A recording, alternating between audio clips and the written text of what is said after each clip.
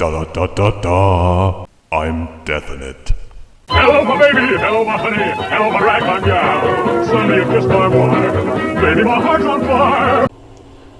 Greetings, mortals. Today we are reviewing one of the many hundreds of pop figures made by Funko. Mortals always say that things are funkier whenever I am around, and that my arrival even puts people into a funk. So that must mean that I am funky, which means it's only proper that I review one of Funko's figures. This is figure 223 from the Doctor Who collection, the Dalek.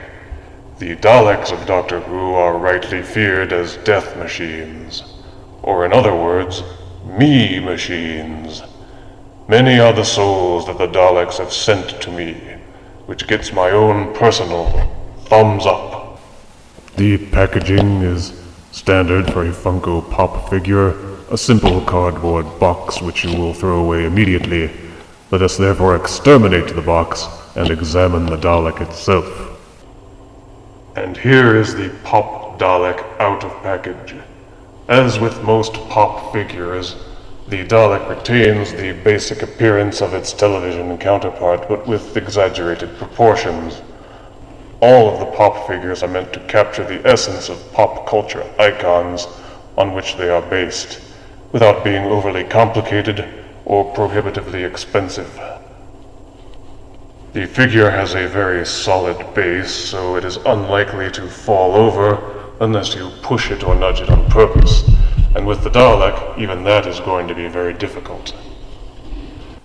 They used soft plastic on the eye stalk, the plunger arm, and the gun arm. Presumably they did this because they thought hard plastic might break easier. But soft plastic is still soft, and if you're too rough with it, they could break as well. You are therefore advised to be careful with your Dalek. There are only some minor flaws to the figure itself.